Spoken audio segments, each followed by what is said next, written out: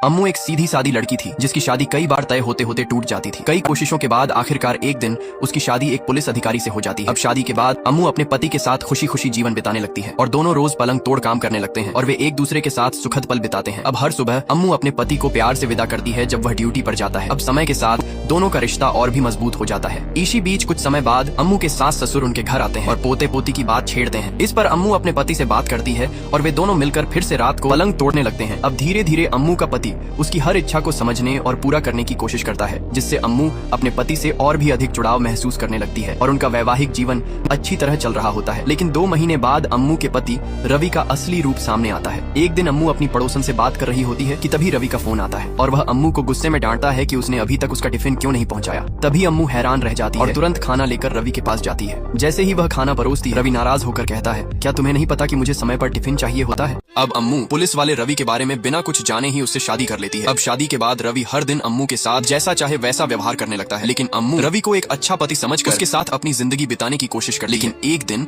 जब अम्मू भूलवश रवि के लिए खाना नहीं लाती तो रवि उसे बुरी तरह डांटता है। अब इस घटना के बाद से अम्मू को रवि पर शक होने लगता है। फिर रात को अम्मू रवि को खुश करने की कोशिश करती है ताकि उनके रिश्ते में सुधार हो सके, लेकिन रवि गुस्से में कहता है, हर दिन बस अपनी प्यास बुझानी है क्या? एक दिन न बुझी तो क्या हो जाएगा? तभी यह सुनकर अम्मू चुपचाप उदास होकर बैठ जाती है। अब कुछ दिनों बाद जब अम्मू और रवि अपने परिवार के साथ पार्टी में होते हैं तो रवि सबके सामने अम्मू की बेइज्जती कर देता है। तभी अम्मू बिना कुछ कहे सब कुछ सहती रहती है। फिर उसी रात रास्ते में इसी बात को लेकर दोनों में झगड़ा हो जाता है और गुस्से में रवि अम्मू को बीच सड़क पर छोड़कर चला जाता है, जिससे अम्मू किसी तरह ऑटो से घर लौटती है। फिर घर पहुंचते ही रवि उस पर खाने की प्लेट फेंक देता है, जिससे अम्मू बुरी तरह डर जाती है। अब अगले दिन जब अम्मू के माता पिता घर आते हैं तो रवि उनके सामने ऐसा दिखावा करता है जैसे कुछ हुआ ही ना हो। अगले दिन जब रवि मछली साफ कर रहा होता है तभी उसे अम्मू के रोने की आवाज सुनाई देती है। रवि चुपचाप रहकर अम्मू की बातों को सुनने लगता है। जैसे ही अम्मू के माता पिता वहाँ से चले जाते हैं, रवि गुस्से में आकर अम्मू को घूरने लगता है। कुछ देर बाद वह अम्मू से पूछता है, तुमने अपनी माँ से मेरे बारे में क्या क्या कहा? इस पर अम्मू जवाब देती है, मैंने तुम्हारा नाम लेकर कुछ नहीं कहा। लेकिन रवि को उसकी बात पर भरोसा नहीं होता और वह गुस्से में आकर उसे थप्पड़ मार देता है। अम्मू रोती हुई वहाँ से चली जाती है और अपने कमरे में जाकर आईने में उस थप्पड़ के निशान को देखती है और फूट फूट कर रोने लगती है। एक दिन जब अम्मू खड़े खड़े रवि की शर्ट में बटन टांग रही होती है तभी सुई गलती से रवि की त्वचा में चुभ जाती है। इस पर रवि गुस्से में आकर अम्मू को मारने लगता है और उसे बुरा भला कहता है। तभी रवि की कुछ जरूरी फाइलों में आग लग जाती है, जिससे वह और ज्यादा भड़क उठता है और बेल्ट से अम्मू को पीटने लगता है। अब अम्मू की हालत बहुत खराब हो जाती है। इन सबसे तंग आकर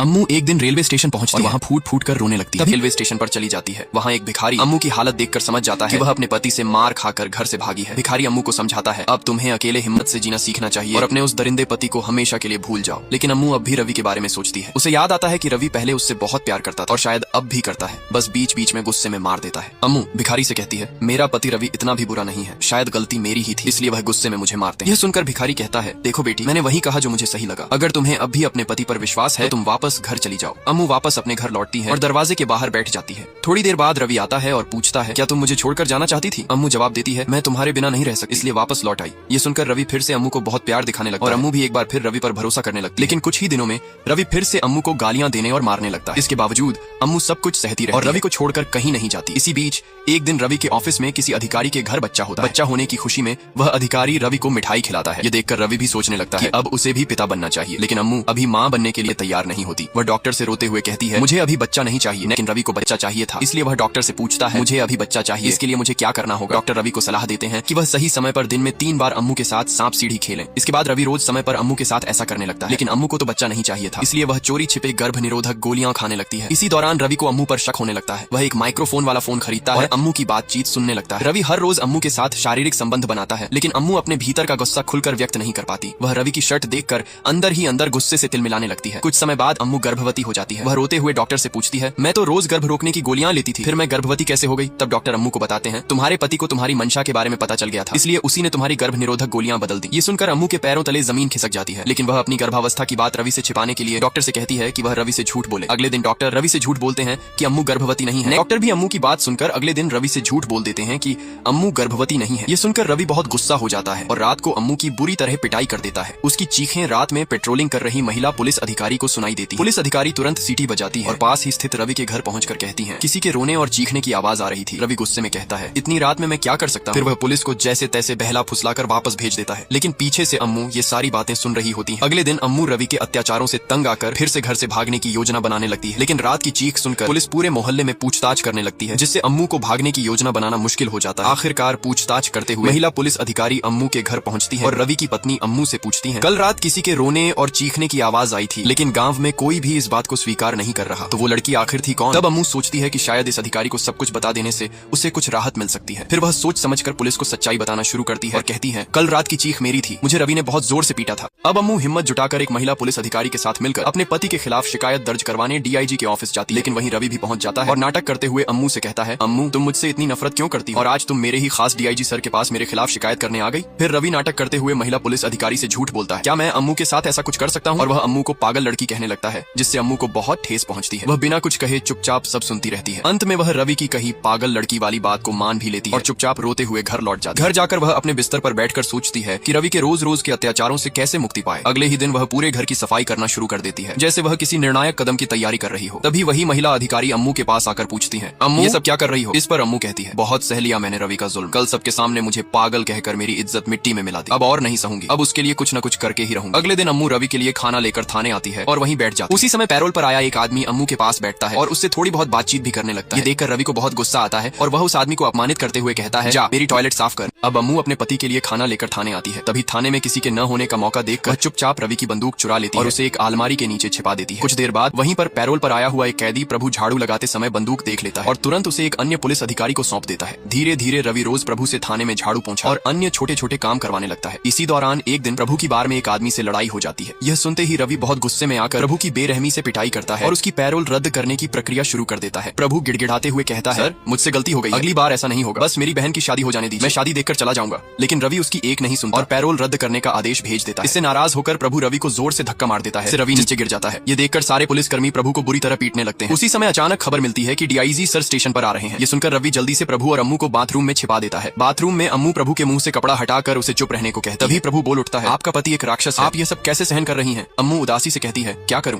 जब मैं अपने पति की शिकायत करने गई थी तो उसने मुझे ही सबके सामने पागल बना दिया। अब अम्मू अपने पति रवि को मुंह तोड़ जवाब देने के लिए प्रभु के साथ एक जबरदस्त योजना बनाने लगती है। अगले दिन प्रभु को जेल से भगाने के लिए अम्मू का साथ देने वाले पुलिस अधिकारी दिवाकर स्वयं ही प्रभु को जेल से भागने में मदद करते हैं। इसके बाद अम्मू प्रभु को अपने घर के टूटे फूटे रसोई घर में छिपा देती है ताकि रवि को प्रभु के बारे में कोई भनक न लगे। इधर जब रवि को प्रभु के फरार होने की खबर मिलती है तो वह बहुत परेशान हो जाता है। अगले ही दिन वह पुलिस थाने में प्रभु के गांव वालों के बारे में उल्टा सीधा बोल देता है। इससे नाराज होकर प्रभु के गांव वाले बड़ी संख्या में पुलिस स्टेशन के बाहर धरना देने आ जाते हैं। उधर प्रभु अम्मू के हाथों से बने स्वादिष्ट खाने का आनंद लेकर आराम से रह रहा होता है। वहीं गांव वालों की हड़ताल की खबर मीडिया तक पहुंच जाती है। मीडिया पुलिस पर प्रभु की गुमशुदगी का आरोप लगाने लगती है, जिससे यह खबर डीआईजी तक पहुंचती है। डीआईजी गुस्से में आकर सारी गलती रवि पर डाल देते हैं। ये सब देखकर पास खड़ी अम्मू अपने पति रवि को इस तरह बेइज्जत होते देख बहुत खुश हो जाती है। अगले ही दिन डीआईजी रवि को 2 दिनों के भीतर प्रभु को पकड़ने का आदेश देते हैं और चेतावनी देते हैं कि अगर वह ऐसा न कर पाया तो उसे निलंबित कर दिया जाएगा। अब रवि रात दिन एक करके प्रभु को ढूंढने में लग जाता है। लेकिन अब अम्मू फैसला करती है कि वह प्रभु को उसकी बहन की शादी में ले जाएगी, लेकिन शादी खत्म होते ही वह उसे सबके सामने दोबारा जेल भेज देगी। अगले दिन अम्मू प्रभु को कुछ समय के लिए आजाद कर देती है और फिर अपने पति द्वारा किए गए अत्याचारों को याद करके फूट फूट कर रोने लगती है। तभी प्रभु वापस अम्मू के पास आता है और कहता है, मैडम मुझे पता है आप अपने पति को छोड़कर कहीं दूर जाना चाहती हैं, इसलिए मैं आपकी मदद करने फिर से आया हूँ। उधर प्रभु की बहन की शादी पुलिस स्टेशन के सामने ही रवि करवाता है ताकि अगर प्रभु शादी में आए तो वह उसे वहीं पकड़ सके। लेकिन उस समय प्रभु तो अम्मू के साथ होता है। रवि सस्पेंड होने के दुख में मायूस होकर घर लौटता है और देखता है कि अम्मू बेफिक्री से गाना गा रही है। ये देख रवि को शक हो जाता है और वह तुरंत एक माइक्रोफोन निकालकर अम्मू के कमरे में छुपाकर रख देता है ताकि वह सुन सके कि अम्मू किससे क्या बात कर रही है। उधर रवि एक योजना बनाता है और कुछ गुंडों को प्रभु के गांव वालों की हड़ताल में शामिल कर देता है। वे गुंडे पुलिस स्टेशन पर हमला कर देते हैं, जिससे पुलिस को गांव वालों के खिलाफ एक्शन लेने का बहाना मिल जाता है। इसके बाद रवि खुद गांव वालों पर लाठियां चलाता है और उन्हें वहां से भगा देता है। इधर अम्मू रवि के सस्पेंड होने की खुशी में प्रभु को अपने कमरे में बुलाकर उसे खाना खिलाती है।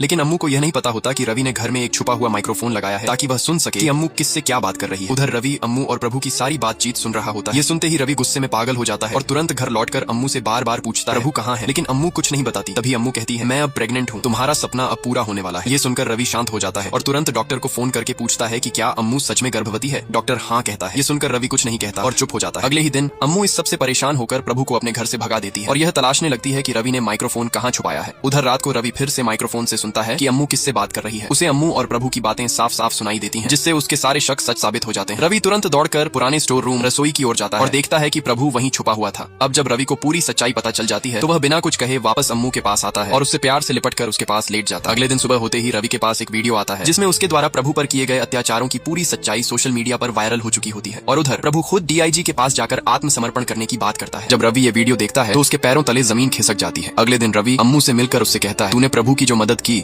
वो देखकर मुझे समझ आ गया कि तूने सच में मुझे हरा दिया। अब तो तेरा बदला पूरा हो गया, अब और क्या चाहिए तुझे? तब अम्मू शांतिपूर्वक जवाब देती है, मुझे तुमसे तलाक चाहिए और साथ ही जब तुम मुझे जानवरों की तरह मारते थे उसकी एक वीडियो रिकॉर्डिंग भी चाहिए, ताकि पूरी पुलिस फोर्स जान सके कि एक पुलिस अफसर होते हुए तुम खुद ही कितने बड़े दरिंदे हो। जब तुम अपनी ही पत्नी पर इस तरह का अत्याचार कर सकते हो तो आम लोगों को क्या न्याय दोगे? यह सुनकर रवि भड़क जाता है और अम्मू को वीडियो देने से साफ इनकार कर देता है। लेकिन तभी अम्मू रवि को वह माइक्रोफोन दिखा देती है जो रवि की बातें रिकॉर्ड कर रहा होता है। यह देखकर रवि घबरा जाता है और वहीं से प्रभु को खोजने के लिए भाग जाता है। उधर प्रभु डीआईजी से आत्मसमर्पण करने का फैसला कर चुका होता है। यह खबर सुनकर प्रभु का गांव उसे देखने के लिए डीआईजी ऑफिस के सामने जमा हो जाता है। कुछ ही देर में प्रभु भी वहां पहुंचता है और अपनी बहन से मिलकर उसे गले लगा लेता है। तभी रवि भी वहां पहुंचता है, लेकिन पुलिस अफसर उसे रोक कर कहते हैं बाहर इंतजार करो, अभी तुम अंदर नहीं जा सकते। रवि मजबूरी में वहीं बैठ जाता है, जैसे कोई कुत्ता मालिक के सामने बैठता है। वह फिर से प्रभु को धमकाने की कोशिश करता है। इसी बीच अम्मू भी डीआईजी ऑफिस पहुंचती है रवि के खिलाफ शिकायत दर्ज करवाने के लिए। रवि अम्मू को देखकर फिर से अपनी ओवर एक्टिंग शुरू कर देता है और उसे मीठी मीठी बातें करके समझाने की कोशिश करता है। वह कहता है, अम्मू कृपया मुझे माफ कर दो, अब मैं कभी भी तुम्हारे ऊपर हाथ नहीं उठाऊंगा। उसी समय डीआईजी सर वहां आते हैं और रवि और अम्मू दोनों को अपने पास बुलाते हैं। फिर डीआईजी सर अम्मू से पूछते हैं, अम्मू तुमने प्रभु को अपने घर में छुपाकर क्यों रखा था? तब अम्मू सारी सच्चाई बताते हुए कहती है, मेरा पति रवि जो एक पुलिस ऑफिसर है, वह हर रोज छोटी छोटी बातों पर मुझ पर हाथ उठाता था। मैंने उसके लिए सब कुछ सहा, लेकिन वह रोज मेरे ऊपर अत्याचार करता रहा। मैंने एक बार आपके ऑफिस में रवि के खिलाफ शिकायत दर्ज करवाने की कोशिश भी की थी, लेकिन उस दिन भी आपके ही ऑफिस के कुछ अधिकारी रवि से मिले हुए थे और उन्होंने मुझे डरा धमका कर वापस घर भेज दिया। बहुत दिन बाद जब मैं एक दिन थाने में खाना देने गई, तभी मेरी मुलाकात प्रभु से हुई। मैंने अपनी आंखों से देखा कि मेरा ही पति रवि बस एक छोटी सी बात पर प्रभु को बेरहमी से लाठियों से पीट रहा था। इसके बाद उसने झूठ बोलकर प्रभु की पैरोल पर आए सभी सबूतों को गलत ठहराया और उसकी पैरोल रद्द करवा दी। यह सब मुझसे देखा नहीं गया, इसलिए मैंने इंसाफ दिलाने के लिए प्रभु को अपने घर में छुपाया। इतना कहते हुए अम्मू डीआईजी के सामने फूट फूट कर रोने लगती है। डीआईजी सर अम्मू की सारी सच्चाई सुनने के बाद रवि को तत्काल सस्पेंड कर देते हैं और उसे गिरफ्तार करने का आदेश देते हैं। आज अम्मू एक औरत होकर अपने पति के इतने अत्याचार सहने के बाद आखिरकार